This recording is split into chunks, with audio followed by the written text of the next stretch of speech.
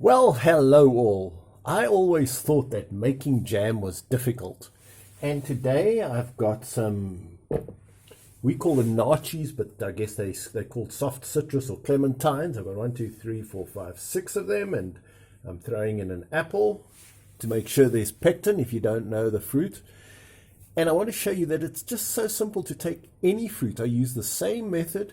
And basically all I do is I'm washing the fruit to make sure any pesticides are off the skin, because I'm going to put the skins in, and all the fruit except the pips. And you just cover the fruit with enough water so that you can boil it, as little water as possible. You boil it till it's soft. In this case it's going to not take more than, I'm sure, 10-15 minutes before it's soft, and then you just have to boil off all the rest of the water. And then whatever volume of fruit you've used, you just throw in 1/3 that volume of sugar, and you get the most, this is going to be the most fantastic marmalade. So I'm going to throw off the soapy water, and let's get started making this marmalade. So I have this apple corer, and I'm going to use it. Put the apple on there, and all it does is you turn it and it takes the peel off and cores it. The peels we're going to throw in. The core, even, we're going to use the end bits. So we can use everything but the pips here. So we throw that into the pot. As I say, the apples just, they don't change the taste, but they will add pectin.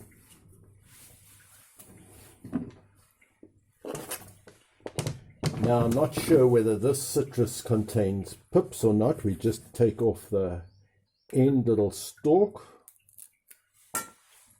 Let's cut through it and see.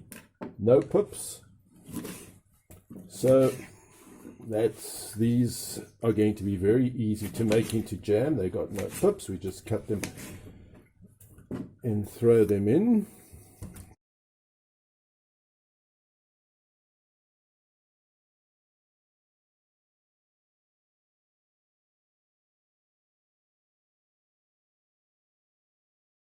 Now the secret is to cover it with just enough boiling water that you can actually boil it down. So push the fruit down. I've got a kettle of boiled water.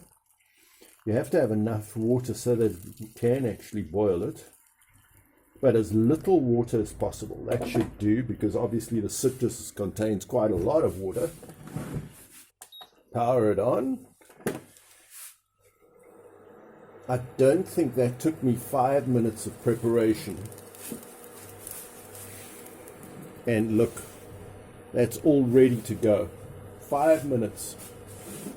We've got it on fairly high. This is an induction cooker. And frankly, it's better not to have a lid, because you want to get rid of as much of the steam as possible. You're going to reduce it by boiling away all the water till it wants to catch at the bottom. So let's just get that to full boiling. Then we'll reduce the temperature to about 2 dots or 3. Now that it's boiling vigorously, I'm going to reduce the temperature to quite a quick boil, because we want to boil off as much of the steam as possible, and we want to soften our fruit. This is quite a soft fruit, so it's not going to take long to soften completely. It's been boiling now for 20 minutes. I can see that the apples are getting quite soft. Well, it has boiled now for 30 minutes. So I've switched the stove off. I'm now going to take this beater. I took an angle grinder and I sharpened the edges in the direction that it turns. I'm now going to try to grind up the fruit. This has always worked fine in the past. I do this while there's still a bit of water.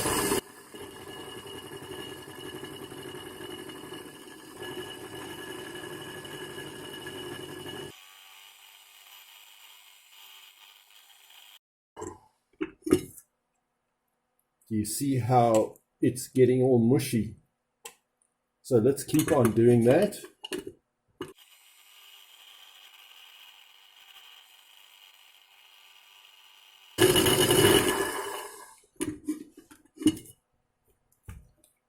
So you keep going, you keep on doing this until it becomes the thickness you want.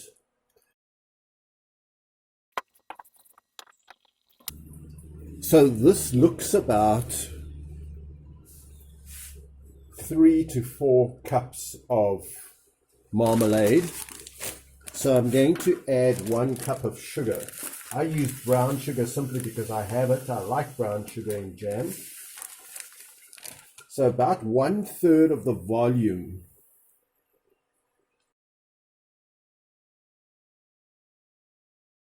Stir it so that it doesn't catch on the bottom. And you'll notice that the jam will start to go a little bit translucent. You just want to boil away the remaining water. And now it'll probably take about 10 minutes to boil away the excess water, and I just want to keep on stirring it. Well, it has boiled now for just under 50 minutes total.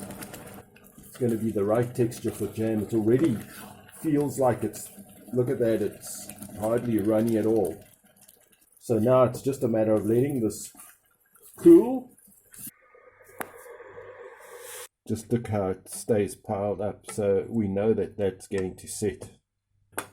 Well, now that the jam is just warm, I'm going to put it into these jars, which I've washed. I don't bother to sterilize or do anything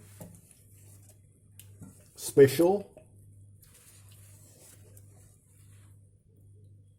because I'm going to eat it in a month and it's not going to decay before a month is out.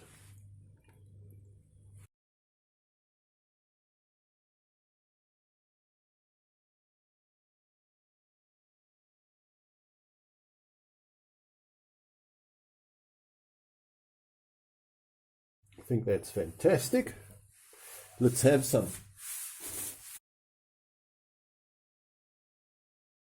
I could live on bread and various types of jams. I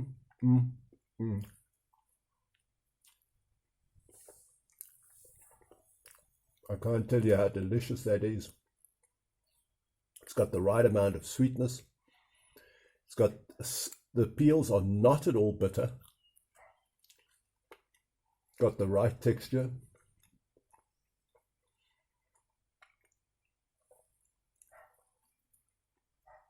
This is absolutely delicious jam.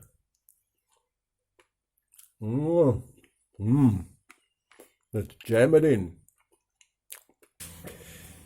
There have been times in my life when I've been in a financial jam, and to get myself unstuck and to preserve myself, I have lived most of the month on just bread and jam. Luckily, there's a shop called ShopRite. They sell this beautiful brown bread for 11 Rand, 2 loaves for $1 virtually. So think about it, you make your jam. Those 2 and a bit bottles of jam cost me less than $1. And I buy myself, let's say, 6 loaves of bread for the month, which is $3 and $1 for the jam. So for $4, I'm virtually able to live. And then I love to have just tea. It doesn't matter if it hasn't even got milk, with a teaspoon of sugar. So with the tea and the bread and jam, I don't feel desperate. And in fact, our neighbors had a hedge called Syzygium. It's got a small little, lovely, makes a lovely jam, quite tart. It just falls to the ground. Our neighbors have never eaten the berry from that, and the hedge produces tons of these. So I've made jam for virtually just the price of a bit of sugar. I have a friend who's got another hedge of, it's a spiky plant and it produces a big fat berry called a num num. This is a bush called Carissa bispinosa. It's because it's got thorns on it. And that makes a lovely jam. In fact, I've been eating that jam. That's quite tart, unless you get it very, very ripe. So you can add a bit more sugar, but it's also so delicious. So you could scavenge around the neighborhood. And so I've been living on, at times, on jam from the neighbors in the neighborhood. I've also grown some gooseberries, made gooseberry jam. Beautiful, lovely too. I always use the same technique basically. You just cover the fruit with enough water that you can boil it. Normally the fruit boils soft in 10-15 minutes. I've got a fig tree that's producing figs. That may take longer, but I'm planning to make lovely fig jam from that. That may take hours to boil because the figs are hard and they won't be ripe unless you can wait for the ripe figs. But we have baboons in the area, and if you wait too long, they get to the figs first and then you get nothing. So it's very hard to wait for the fruit to ripen. Luckily, the baboons don't eat the syzygium or the num-nums in our area. So I'm really looking forward to making some fig preserve or fig jam. Same method, just going to boil it, add sugar and mince it up.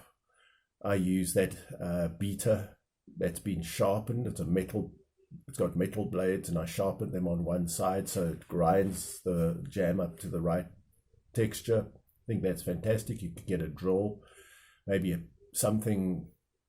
So I'm sure you could find something that minces it.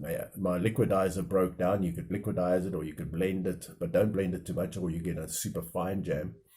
So it's so easy. Within an hour, I've got virtually, well, it's probably at least 2 weeks worth of jam, possibly 3, and cost under $1, and it's worth at least $4 worth of jam, those 2 jars.